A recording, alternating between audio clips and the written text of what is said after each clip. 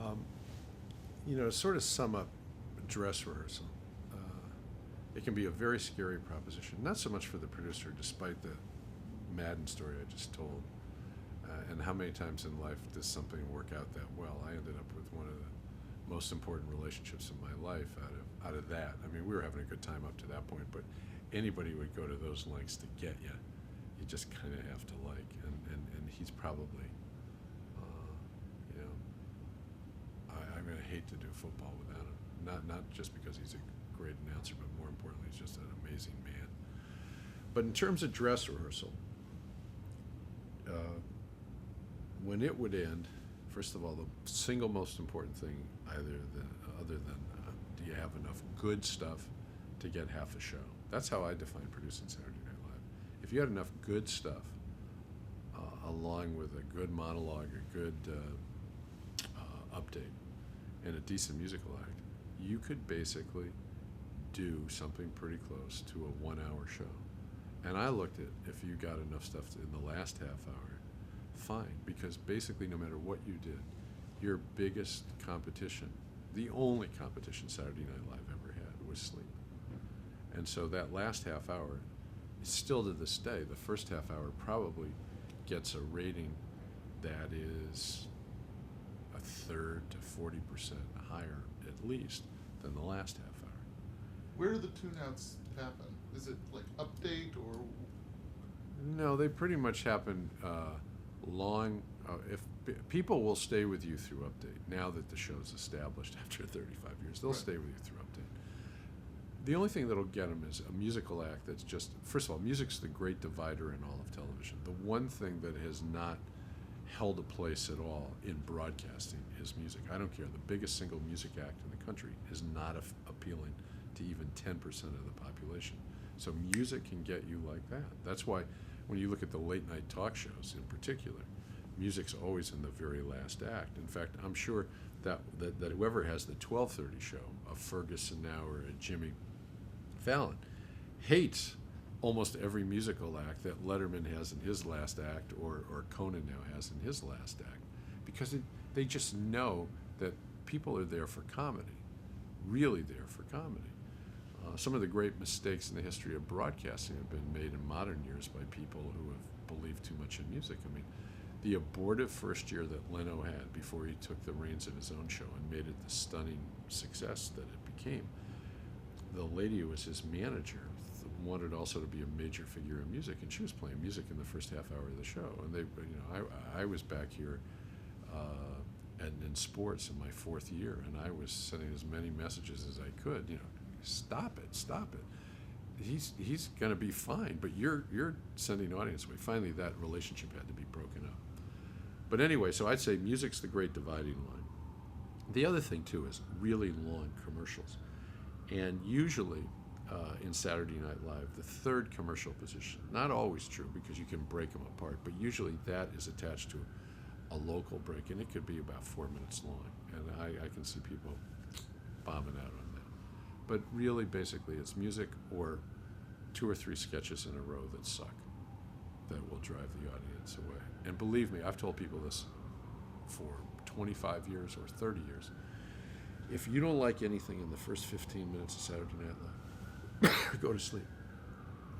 Because I think the 2 things that I had the most influence on in the show from the very beginning were, 1, update around 12 o'clock so you had a second monologue for energy. And the other one was, this isn't like anything you've ever done before in your life. You are not building to a conclusion. You must start from the beginning with your very best stuff, because your main competition is sleep. And I think those things have resounded over and over in my ears and Lauren's in everything that we've done in late night. You cannot expect to succeed in late night if you're holding on to what you think is good stuff for post 12 o'clock. Now, dopey question then. Yeah. You say if you feel like you had an hour of good stuff, you got a show. Were there weeks where you had so much good stuff that you felt like, well, we're going to waste a great sketch because there's no way we can... You never had so much stuff that you felt like, let me hold this for a week. Not once. Never. I would be shocked. Maybe in a Timberlake or an Alec Baldwin or a Steve Martin somewhere along the line. That's happened with Lord, but it just doesn't happen. There's just too many things. A host who isn't really a comedy person, so the material that they have can't be brought up to a certain level. As I said, the odds are the third of 3 shows, more than 75% of the time, will have some good stuff, but not enough really to get past update. Okay. All right. So from dress to air now. Okay, so you try to get everybody who matters, and that, by the time I came back the second time, there was enough of a sense that there wasn't going to be anybody in those rooms other than the host, and many times it's possible you try not to have the host in the room. So if the host was new to the show, he'd never be in the room. I would have talked to him and asked him what they thought. But if it was a host like a Steve or somebody like that, yes, they would be in the room. But it'd be the other producer, it'd be the director, the head writers, and a couple of key people who'd be involved in getting things quickly to other people, the news of that. And in my case, I was never more than 4 sketches long. So it was pretty easy to walk in the room and know right away what 3 of those 4 were that just hadn't worked, or you felt that they could work, but the amount of work that they needed to work couldn't be done in the hour or 45 minutes that you had between the end of dress and the start of the real show. And the one thing you would see more often than not would be a short debate over whether or not something could be fixed quickly. What you hope for, what you hope for was that pieces would not be hurt if you just merely excised what didn't work. And sometimes that could happen. Other times it required some amount of rerunning. And if it was right on the edge, usually one of the head writers or Tischler would leave the room right away if they could find the original writer, which was the ideal situation to do that. But many times they would have to do it. And then the running order of the show, because you might have found out during dress that there was some makeup thing or elaborate costume thing that just wasn't going to work, so you had to change the order of the way these things were going to appear in the rundown. Or finally, you really had to be aware of who you were cutting out of the show, because you're making these things just based on whether they're funny or not, but you may have suddenly gotten your star talent from your cast down to 1 sketch. Now, that never happened with somebody like Eddie Murphy, but it couldn't other times. And then you had to figure out, how am I going to deal with that? And is it possible to get some quick bit that this person might have been thinking about doing as a moment in Update? One of the things, the sort of guest appearances by people in Update, they're usually pre-planned, but you may have cut them even before they went to dress rehearsal. So now if somebody was late in the show, can I make that good enough? Because I not only have the 40 minutes till the show starts itself, but I probably have another 30 to 40 minutes before this comes up in the show. It doesn't involve a set. They're just going to sit there on a seat, so they've got more time to rewrite it just as long as they get it on cue cards. So you go through all of that, and now it's time for everybody to run off. If the writers would have already departed, Tischler might go to deal with a cast member or two to explain to them why their piece went away. And I might do part of that too with some of the more volatile members of the cast. But the most important thing for me was to immediately go to the host and explain to them. Although what really hadn't worked for the host, as I said to you at the beginning of one of these interviews, 90+% of the time, that was the first thing I took off the board when I went upstairs. Because you can't trust somebody who's not, and I don't mean trust in terms of life or death, you just can't trust them to have the right emotion to sell a piece that they're scared of or they don't believe in front of, if they couldn't do it in dress rehearsal in front of 400 people, they sure as hell aren't going to do it in front of 10 to 20 million people in the show, depending on what time it airs in the show. So boom, it's getting close to the show. The cast members out on the floor doing the warm-up. Out of the warm-ups have come some of the most important things in the history of the show, the most famous of which was John and Danny with the band. These characters, the Blues Brothers, they were all shaped in warming up the crowd in, I don't know, the 76, 77 season. Is that right? Yeah. And by the next year, they had the #1 album in the country. They were on their way to the #1 movie in the country, all in that. But that all started as a character. It was all born in warm-up. Yeah. Wow. Yeah. So the show, that warm-up might be 7 or 8 minutes. Don Pardo or a cast member might say a few things about the decorum that's expected of the audience. It's just really when the applause sign goes on or blah, blah, blah. And then you get right up close to air, and we had, for the first 20 years of the show, we had a stage manager named Joe Disco. We had two, Disco and Bob Van Rye. And Disco would do the count. 20 seconds to air. 10 seconds to air. And then it'd be 5, 4, 3, 2 seconds to air! You know, in the crowd, you'd have a big laugh, and then boom, we'd be on the air. And usually when you come on the air, because the stage manager, the last thing you expect from a professional stage manager is this sort of voice feigning great fear and all that. So they'd be laughing usually as you came on the air. It was his gig. It was funny. And boom, you'd be into the cold opening, and off would go the show. And then you would pray to hell that nothing went wrong. And for me, I guess the most famous thing that ever went wrong was in the Halloween show of 1981. Donald Pleasance was the host, so it was a very weird show to begin with. And it also happened to be the week that I had gotten back to New York, only time ever a little bit late, because I was so, I mean, to be honest, I was in California, and Susan and I were putting together the rest of our lives. We were going to get married on the next hiatus. And Michael O'Donoghue, God rest his soul, had presented me with so much dark stuff. I mean, sketches with blood, short films with blood, because the show was going to air on Halloween night. And Donald Pleasance was pretty well known for his dark movies. But on top of everything, I had made, as it turns out, a fairly significant misjudgment in that Belushi had talked me into this new hot musical act called Fear. And little did I know the fear and consternation they would call, but they were a devilish sort of, I'm trying to think of punk rock band. It doesn't have the emphasis on the word punk. And I don't know if they had that much of a following outside of sort of the club scenes in New York and Washington, D.C.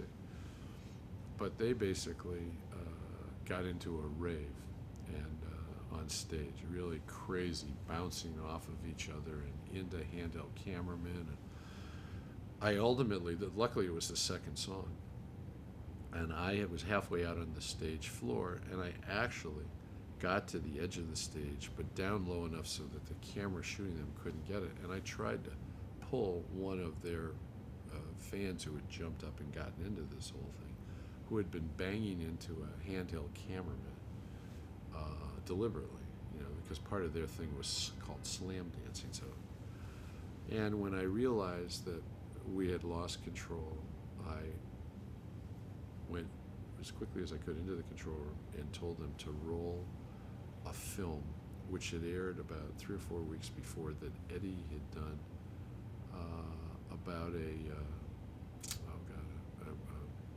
a writer who gets arrested for murder. I'm trying to think of what it was. Doesn't matter, but anyway, it's probably the only time in the history of the show that we rolled over something that was going on with a film. It was a very funny film, but people at home had to be stunned. And about 2 days later, on Monday, the headline on the front page of our always supportive New York Post, which wasn't always supportive because we were always making fun of them on the air. We had a guy named Tim Kazurinsky in our cast who about once every 6 weeks would just take their headlines and mock their headlines, like, you know, headless body found in topless bar, you know, the famous headlines. But their headline was, punk rock group does $250,000 damage at NBC. This is on the front page of the paper. So I came in that day to, you know, all kinds of looks from various network nabobs. And luckily I knew that the total amount of damage they had done was something like $81, but somebody had tried to make a case that they had destroyed a very expensive handheld camera, which they hadn't. But anyway, that was the last time I took John's advice on booking musical acts. And the part that was the most annoying was John said that he would lead the slam dancing, which I thought would be fun. And then he chickened out because they were so out of control and he didn't get up on stage. So anyway, the show ends. Usually the only other things that happen during the course of the show are the near calamities of cast members who smash into each other, running in opposite directions to try to get from one cast to another. And I can't exaggerate that happens that many times, but that's the kind of order of what something would be. Or, there was a time in the earliest years of the show where you would find that a single cast member, somebody who, as the show went on, would become more and more incapacitated. That was a unique problem with one cast member who wasn't, for those of you guessing, was not Belushi, but one cast member who just would get out of it because of some illegal ingestions.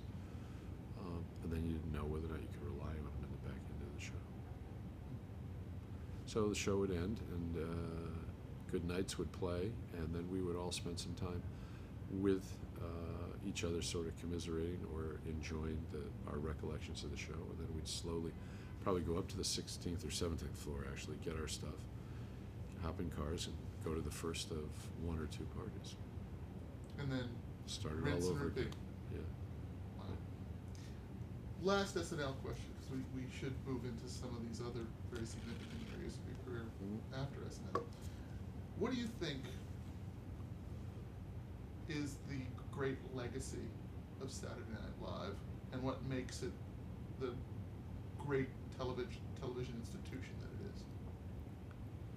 Well, the latter question is easier. The reason it's a great institution is because so many people on both sides of the television set have really invested themselves in this show for years and years, and invested themselves in it because they've enjoyed it or they've been shaped by it in their musical or their comedy tastes. In so many cases, countless millions, tens of millions, adults have passed it on to their kids because it was a wonderful rite of passage with someone who started off watching the show as a teenager or as a college kid, who, when they finally have a family, and in those difficult teen years, they're going to have 10 or 15 years in, this is one thing that they can sort of, at least in the beginning, bond with their kids over before their kids aren't home. They're probably somewhere else watching the show if they're watching.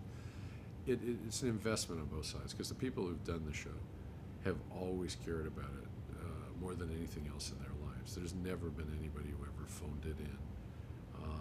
The show has times when there are lulls in terms of how interesting or funny it is, but it always rebounds. And to me, the most BS bullshit thing that gets written every number of years is it's Saturday Night Live dead, time to be replaced.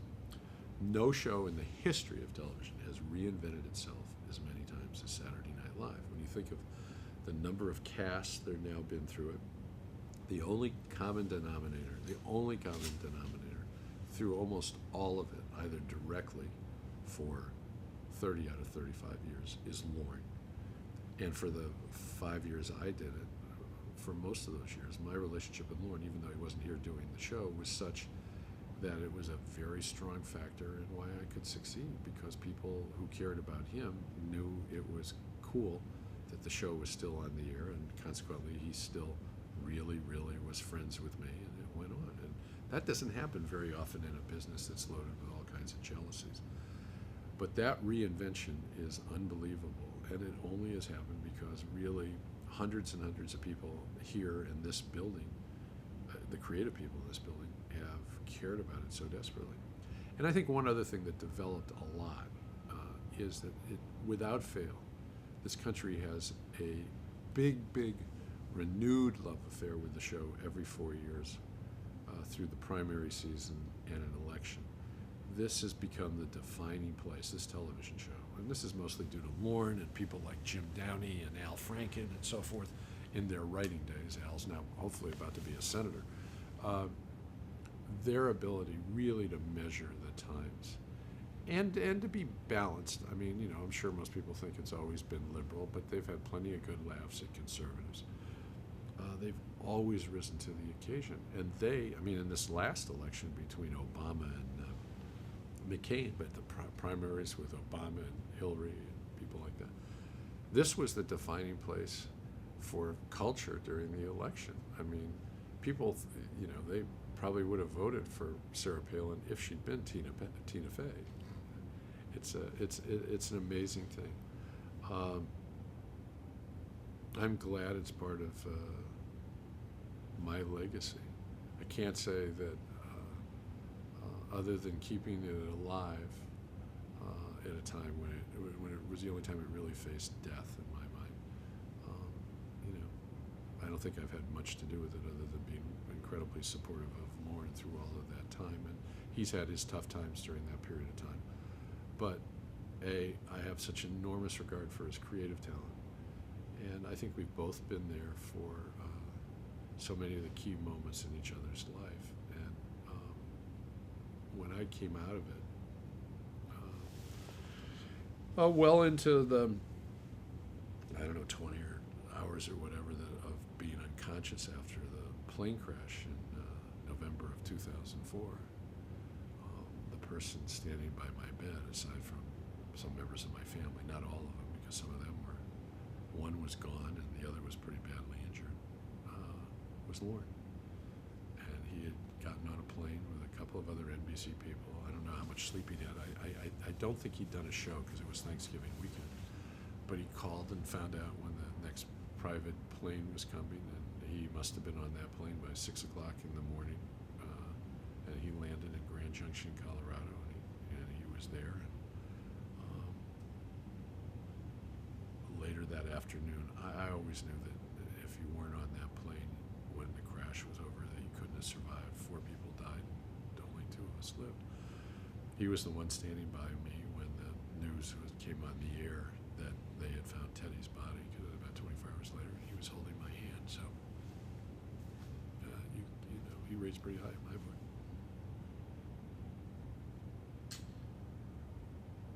Since we're sort of at this point in the story, and if it's okay, I'm going to go to this now, Yeah. and then we'll double back to your work life Right. post SNL. Yeah. I know this is going to be a difficult part of the story to tell, but we've touched on it several times. Talk about the accident, the particulars, and the impact on you and your family and your career as well. Well, truly the most important thing that came out of the accident, other than the loss of our beloved youngest child, Teddy, who was 14 at the time, who was a really happy, fun kid with a wacky, quirksome sense of humor, who loved the Boston Red Sox beyond all measure. And in fact, probably at the moment he died, he had the headphones on. He was sitting 2 feet away from me on this large private jet, and he was watching,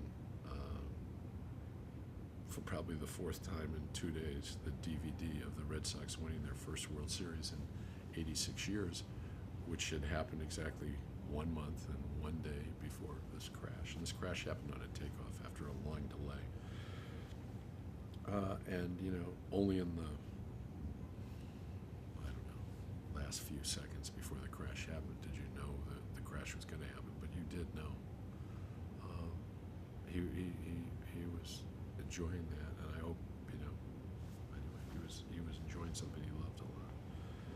But what really came out of that, other than that loss, Dan, more than anything else, was really a fundamental understanding of how incredibly generous and embracing and warm in times of tragedy the American public is. Now, I think Susan and I were embraced in a way that maybe not all people, certainly not all people could touch. I mean, my wife has had a huge television career. I don't know too many women who were the stars of 3 television series that were all successful.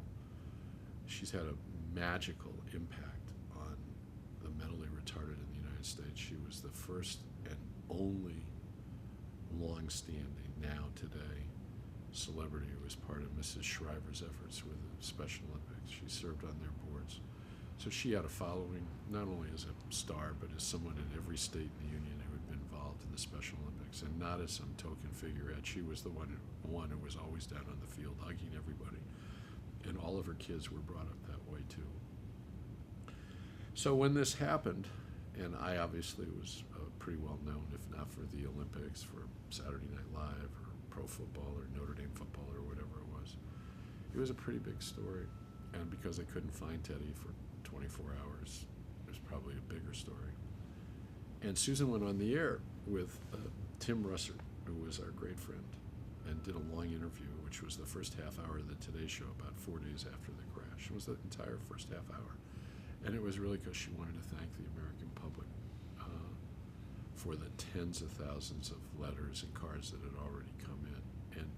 And she wanted to put out an even bigger message, which was that this happens to countless other people. And what people need in a time like this is really your kindness, your warmth, your prayers, your affection, and that we were getting it all in spades. But to keep in mind, like the kids on the college campus who might have gone home and some for a family member's funeral and gone back to school, and most people don't know. And so she was trying to encourage people not only to look for that in other people and give them the same thing we were getting, but more importantly, for people not to be afraid to talk about it. And we've never been afraid to talk about it. We miss Teddy terribly, but we have, from the day after the accident when I was really conscious, and Susan said, the one thing, you can cry the rest of your life and that's okay. We can all be heartbroken, but the one thing in life we can't be is bitter.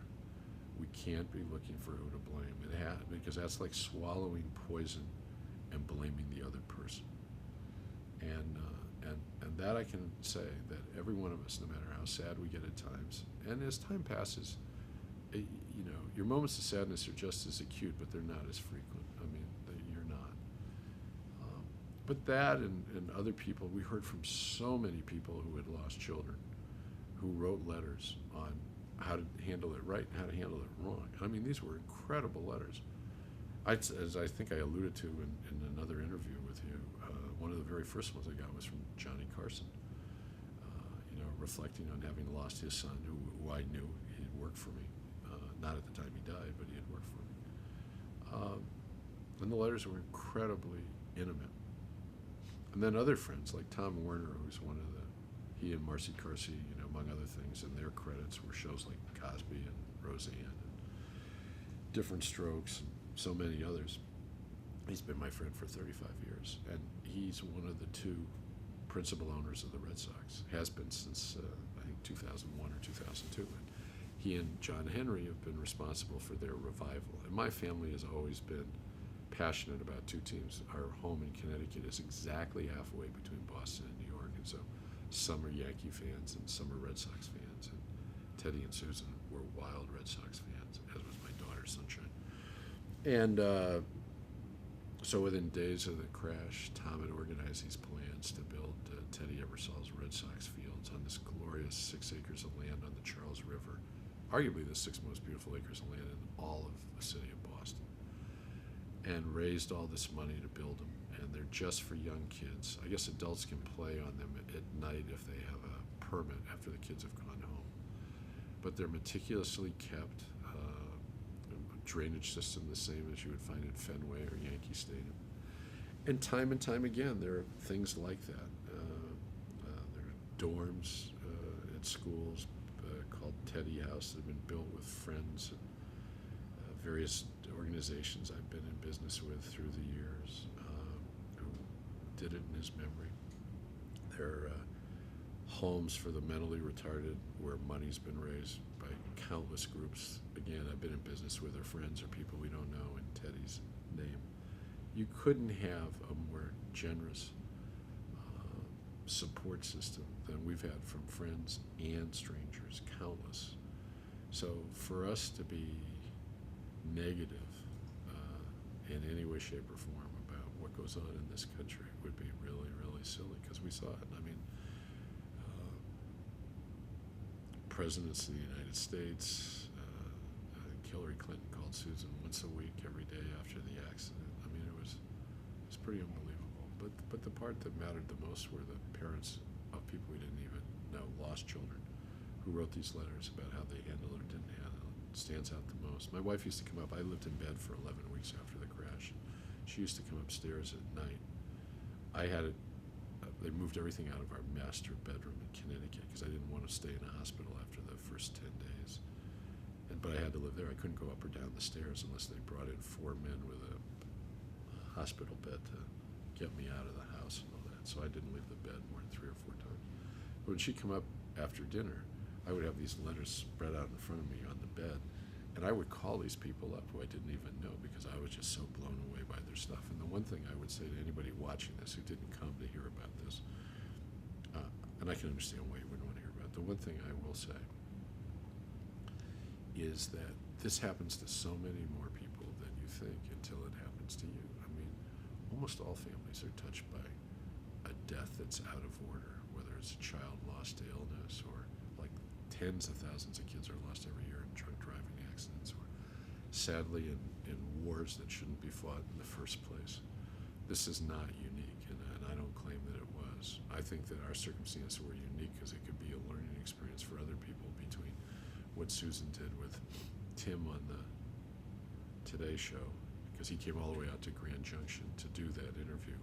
On the day Tom did his last telecast of Nightly News with Tim sitting with him, and the next day was Brian's first. He flew all the way to Colorado, did that interview, flew all the way back so he could do Brian's first show, and then stayed up all that night to edit that piece so it would air on the next morning on the Today Show. We missed him a lot. So, but anyway, I just want people to know that this happens a lot, and I hope all of us can respond as well to it as you all out there responded to us. It's a great way to be there for people in the toughest circumstance of their lives. Now, was it sort of a continuum of what motivated your wife to go on with Tim Russert when your family went on the Oprah show? No, that's pretty interesting. I shouldn't laugh about it, but Oprah had asked Susan a couple of times to come on in the year that followed Teddy's death, and she just said she wasn't ready for it. And so Susan and I and Harmony and Sunshine flew to Chicago in early January of 2006. It was about the last thing I did before I had to go to Torino to produce the Winter Olympics in February. And it was to watch Oprah do a show with Charlie and Willie, who were then 22 or 18. And Oprah, mostly through Gayle King, who was her best friend, who's a great friend of Susan's because she was an anchor woman in Connecticut for years and years, and she and Susan were much involved in Special Olympics together. In fact, I think Gayle's kids ended up wearing Charlie's baby clothes, some of them, or she wore some of Susan's maternity clothes, I don't remember what, but they were really great buddies. And the kids, their first documentary effort, there was an idea that Charlie thought up and Willie directed at age 16. They lived in Soweto, arguably the darkest, poorest ghetto in all of Africa, for 5 weeks in the summer of 2003, and shot this documentary on a tough love high school that Charlie had learned about from a friend in Special Olympics who had been at a Special Olympics camp near this one school. And the school is unique, is or was unique, I don't know if it still exists. The teacher, or the woman who ran it, was in her mid-50s, had been part of a support group around Biko and ultimately Mandela. And but she fancied herself sort of as a female Che Guevara, down to wearing fatigues and a military hat.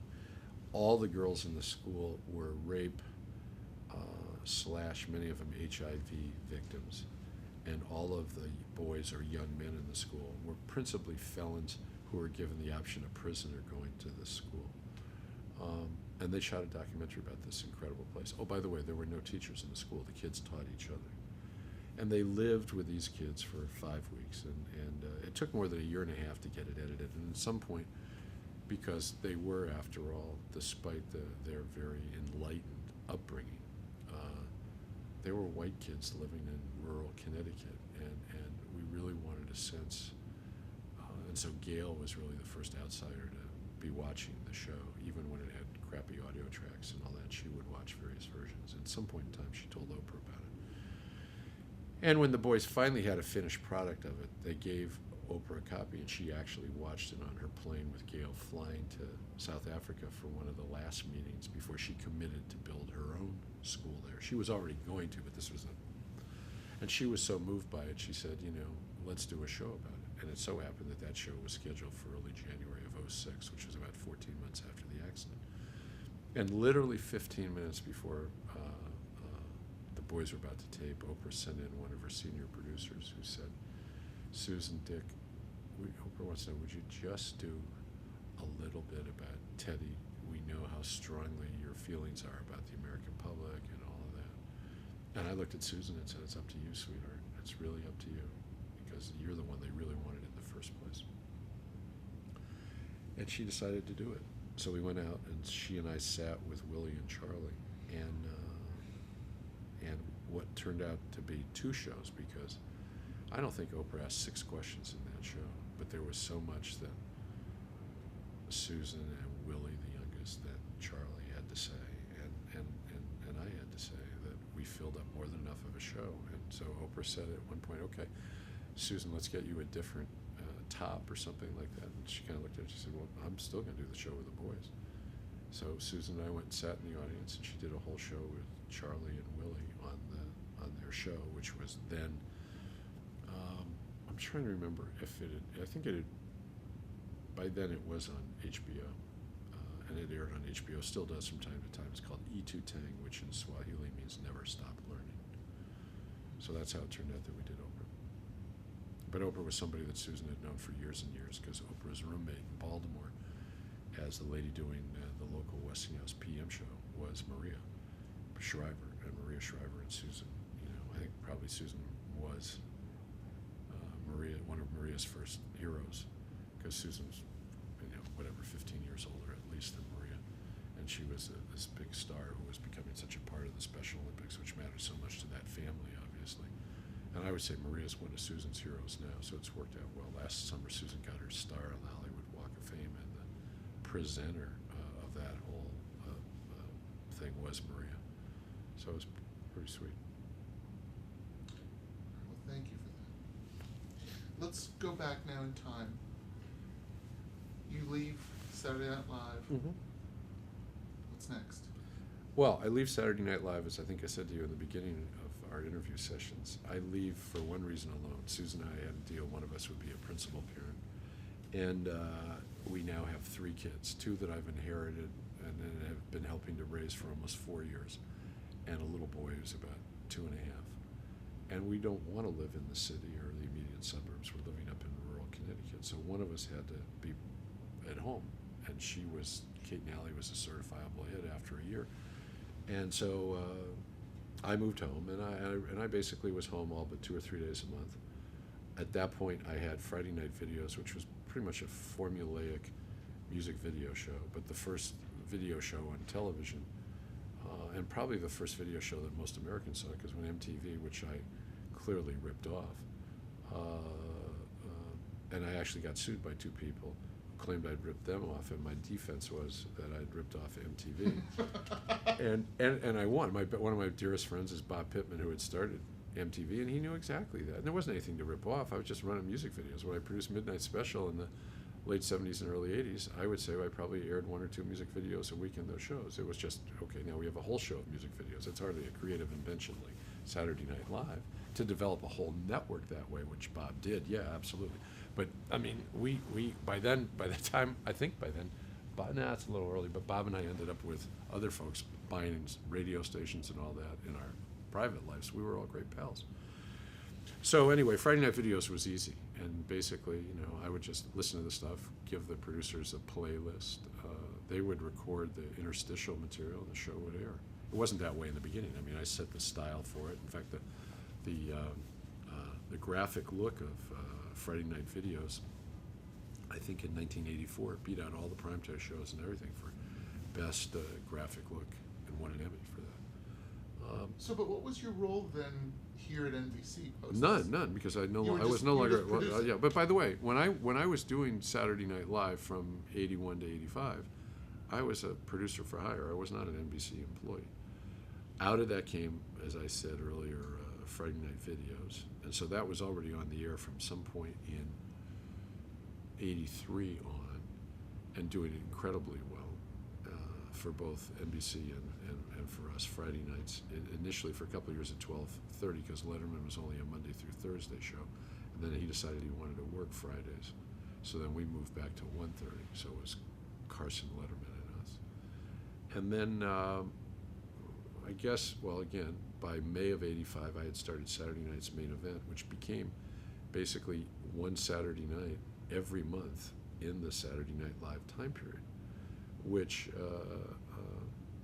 those were shows that Vince McMahon, he supplied the wrestlers. I think I upgraded the depth of the comedy material that was in the byplay between the Hulk Hogans and Macho Mans and of this world. And it was an instant smash, so much so that NBC began airing a couple of them a year in primetime, if you remember, to Herculean ratings. And I'll never forget, somebody asked Grant Tinker, and Grant had such a wonderful sense of humor. Somebody asked him in a press gathering, "You're known as the quality network, the really classy network. Everything's based on quality. How can you justify having Saturday night's main event, a show with professional wrestlers?" And he said, "Well, that's easy. It's quality wrestling." So, but as I said before, there are very few associations in my life that I enjoyed as much then as I do now, as I do with Vince McMahon. I think he's a phenomenal guy. I know a lot of people think, oh my God, wrestling, and it's his world and all that, but he's as honorable and straightforward a guy. I was in business with him for almost 5 years, never had a contract between us, and we were in business all over the world because those shows ended up being, broadcast each time we did one in like 35 countries. It was always fun. I'd do a voiceover session for those shows with Vince and what's his name? Oh God, he was just here the other day to say hello, Jesse Ventura. Mm. And in fact, to show you how life comes full circle, the night that Jesse was first voted governor of Minnesota, he was interviewed by Maria on NBC News. And it was a huge deal because this is the first time in a long time an independent, certainly an independent of the multi-flavored reputation of Jesse had been voted governor, particularly of a state with the incredible traditions that Minnesota has. And her second or third question was, who was the first person that you could say you were ever associated with who made you think that you could really be a figure that people would listen to? He said, oh, that's easy, Dick Ebersol, because he's the guy who selected me out of all the wrestlers to be the color commentator on Saturday night's main event. And he meant it. And I was sitting, I thought that was hysterical. I loved it. And I still see Jesse often from time to time. I mean, my two great Minnesota friends are Jesse the Body and Al Franken. So, And I think he's making noises about re-entering politics. I don't think so. He was through here selling a book. So he was downstairs doing MSNBC just 2 weeks ago. And he came by for about half an hour. I'd be shocked. Really? Based on what I heard. Okay. Well, he's decided to dedicate his life largely to writing books and surfing. So he's living at least 6 months of the year somewhere down near Cabo San Lucas in Baja, California. And then the rest of the time, I guess in the summers and springs, he's back in Minnesota. A real character. All right, so Friday night videos, Saturday Friday night night visits. And then I come up with the idea for doing a talk show with a young sports talent who I've fallen in love with just watching.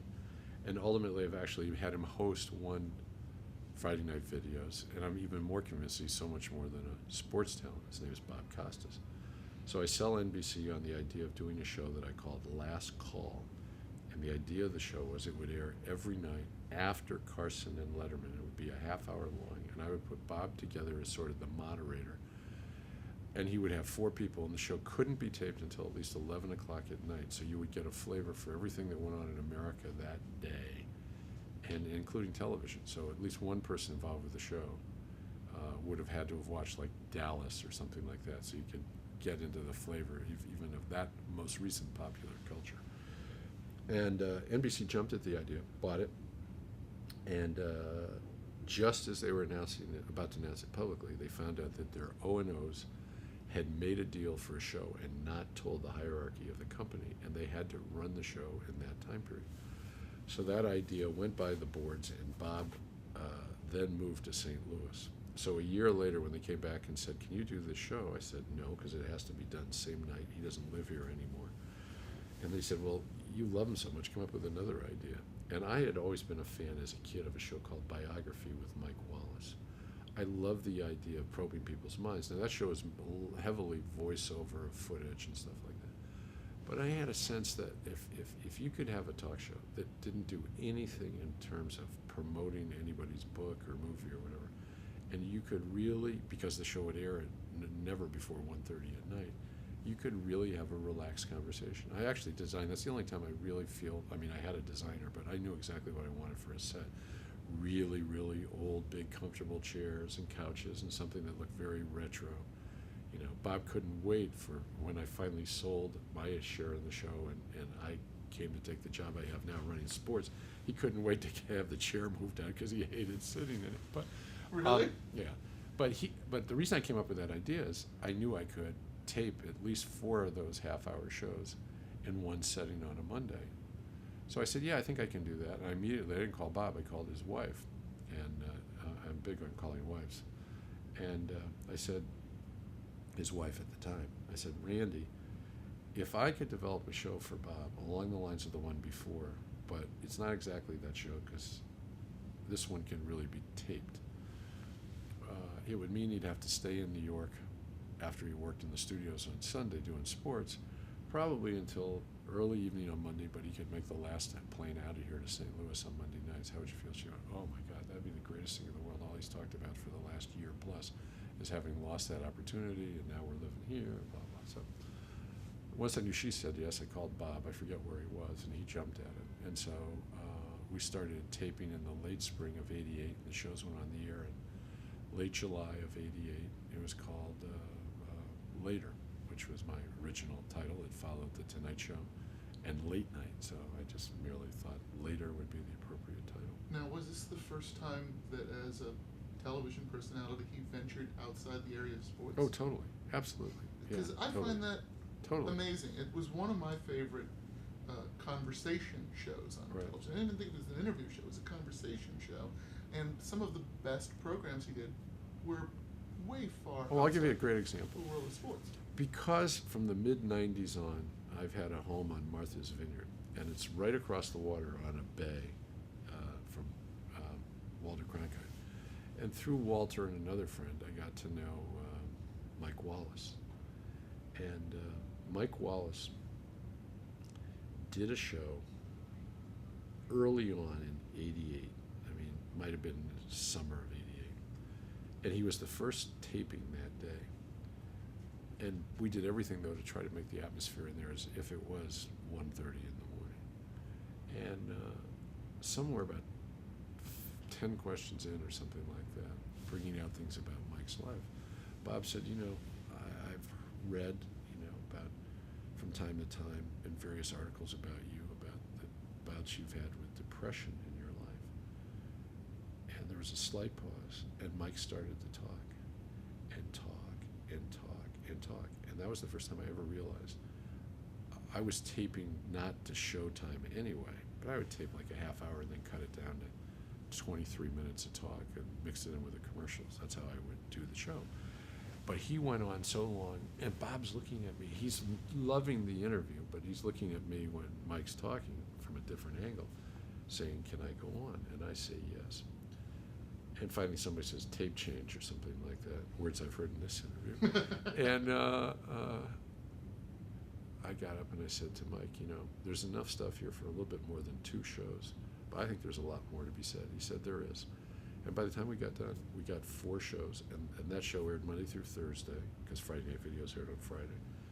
And I cut them all up, and they aired as those 4 nights. So here it is years later, and I've become an acquaintance and ultimately a friend with Mike's. And one night having dinner, I asked him, what in God's name ever made you open up that night? Because there was that instant. I said, it probably wasn't more than a second, but you were really clicking away, deciding whether you wanted to give up that much of yourself. And he said, what went through my mind in an instant second was, if there was ever a place that I could have a real influence on other people's lives that had depression, this was going to be it, because there's no time in the world that more of them are up than the middle of the night, just dealing with their sense of hopelessness or their sense of dread or whatever. And I felt maybe by talking about what I'd been through, I could have an influence on people. Now you tell me any other talk show to that point in modern memory could on a dime take advantage of an opportunity like that.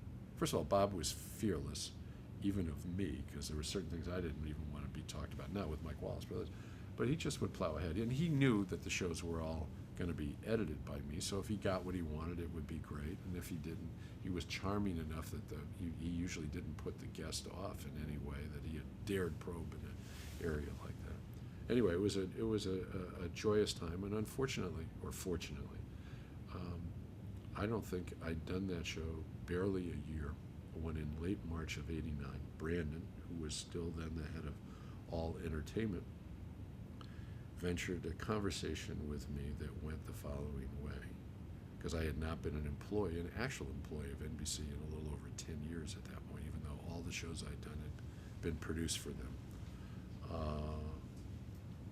He said, would you be interested in running the sports division? And I said, well, I don't know. Susan and I are talking about moving for the next couple of years to our house in Colorado. The last time all the kids who were then alive, 4 of them, Teddy wasn't born yet, we could all live under the same roof before Sunshine would go off to college. I think it was 2 years. And we had been talking about that. And he said, well, they're going to, there's an Olympics in there. NBC already owns the rights to Barcelona. And that became sort of the first big piece of bait. The idea that my life could have come so full circle that here it is. It would be 1992. It would be exactly 25 years after I went to work at ABC Sports. And now it would be my shot to have gone all the way from the researcher who, handing the cards up to Jim McKay. Yeah, but it wasn't because I wanted to sit in that chair. I really wanted to be the storyteller. And if you ask anybody who works for me in an Olympic setting, that's the happiest time of my life. Not because I'm the boss, not that that isn't a comfortable place to be, but I love being the head storyteller, and I love assembling all these people to tell all these stories, and I love being in a position where you make 30 decisions an hour about what's going to be seen and who's going to see it and all that stuff. I mean, there's nothing that makes me happier. In fact, Susan said after the Olympics in Australia in early '01 that she would never go to another Olympics again because the Olympics clearly had become my mistress and she wasn't interested in spending time with her anymore. And she didn't go to Salt Lake City or Athens or Torino or Beijing. She enjoyed them all on television. But she is coming to Vancouver in about 8 months. So I guess she's decided that we really are close enough that she can handle hanging out with the mistress. So Brandon sort of put that bit in my mind, and then I really questioned him hard about why make a change. And he said that Arthur Watson, who ran this department, really had said he wanted to retire. And then furthermore, he said that Jack Welch and Bob Wright, Jack the head of GE and Bob the head of NBC, had been very disenchanted with how NBC had done the Olympics in Korea a few months before. And I hadn't enjoyed them either, watching them on television. I felt that somebody had really missed what they're all about. I mean, NBC was so wrapped up in being live, no matter what the event was. So they're putting boxing on, for example, in prime time. And I knew enough without having the research. I later did see the actual research. They lost 2/3 of the women watching the Olympics every time they had a boxing match on at prime time. 2/3? Remember, the women represent like 60% of the whole audience during the Olympics. So I was sure that I could conjure that. And I got intrigued. So I had a conversation with Susan, who was then 2 shows away from being done with Kate and Allie. And, people have joked through the years. We never lived together as a couple for many months of the year because one of us has always been here. And I would say probably in 28 years.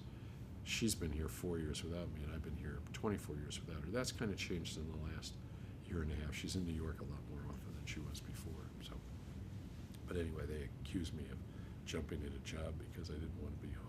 If it hadn't been this job, I would have moved to Colorado and not done anything for 2 years other than supervise from afar my shows. So the deal was consummated in about 10 or 11 days in early April of '89, and GE bought Friday Night Videos, the parts of later that they didn't already own, and I sold my partnership back to Vince for Saturday Night's Main Event. So I was completely unencumbered, and I started here in mid-April of '89 as the president of NBC Sports, a title I think I held until, I don't know, 97 or 98. And one day I decided that Ken Shanzer, who was my executive vice president, deserved to be president. So I promoted him to president and promoted myself to chairman. And you go, you promoted yourself to chairman? I did. I just felt it's just a title. And I didn't know at the time that in all of General Electric, no one had ever had the title of chairman other than the chairman, Jack Welch. Jack was pretty amused that I would do that. I'm not kidding. He thought that was the funniest thing in the world. So I became a chairman, but it wasn't like the company did it. I did it. So now you've come back to NBC. Yep. A couple of things. What was it like returning to the company in this capacity? And then secondly, Well, first of all, you had a lot of really scared people because they had no idea. You know, some of the people, the older people, knew that I had a significant background in sports, but many of them either knew me by seeing me in the building doing Saturday Night Live, or that's all they knew because I'd been out of sports since 1974, so it was exactly 15 years. well, this was the other part of the question I was going to ask, Yeah. which was, how had the Olympics, the business of the Olympics, the coverage of the Olympics changed since you left? Okay, but this all comes full circle because I decided the very first full day I'm here to have everybody summoned to meet me in one place. And I sat on a stool at home base in Studio 8H, where Saturday Night Live was done, mere feet away from 8G, where much of sports studio work and stuff was done.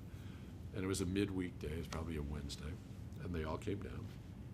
I addressed them, probably for 10 or 15 minutes. I don't remember most of it, but a lot of it was talking about how important the room that I was in was to me personally, that not only had I first come to NBC to do a show in that studio, but so much of my life, my wife, my children, all had emerged from this place, but that they should not lose sight of one thing. My whole career had begun in sports.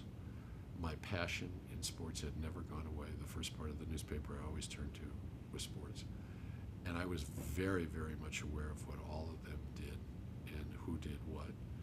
And I did not do that in a threatening manner, but I did say that I did have great respect for much of what they did in terms of live sports television, but I really did not feel that they'd had an effective teaching of what storytelling was, and that would be the big thing, particularly since the biggest single thing that NBC had, because one of the other reasons I got in this job is that NBC, after 40 years with baseball, it just lost it in December. Now, by the way, it was brilliant that they lost it because CBS had overbid by so much money that they were to lose $600 million in the next 2 years. And that wasn't a guess, it had to be publicly disclosed.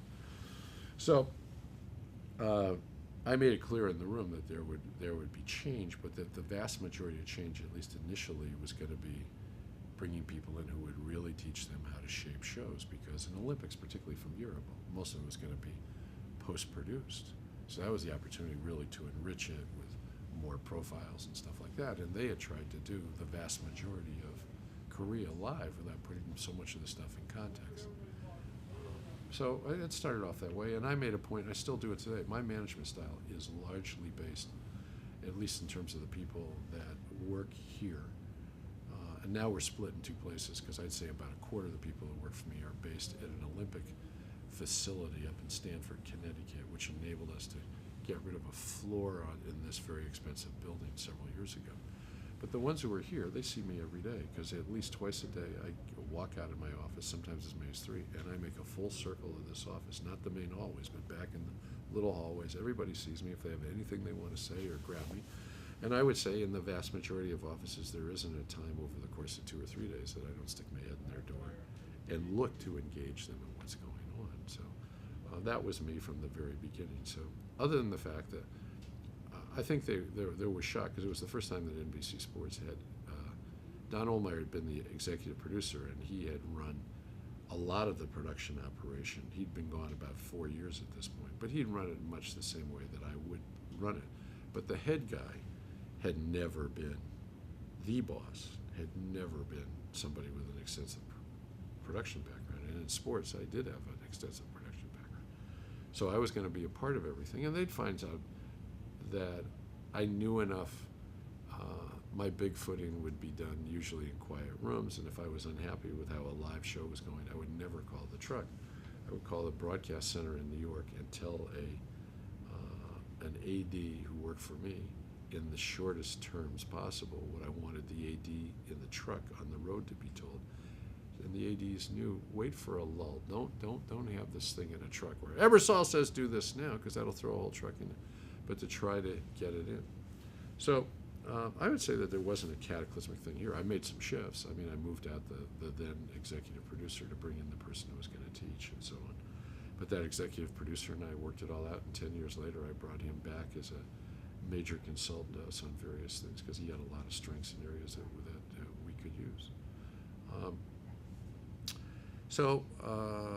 Everything then was really, I mean, we were in We were in pro football.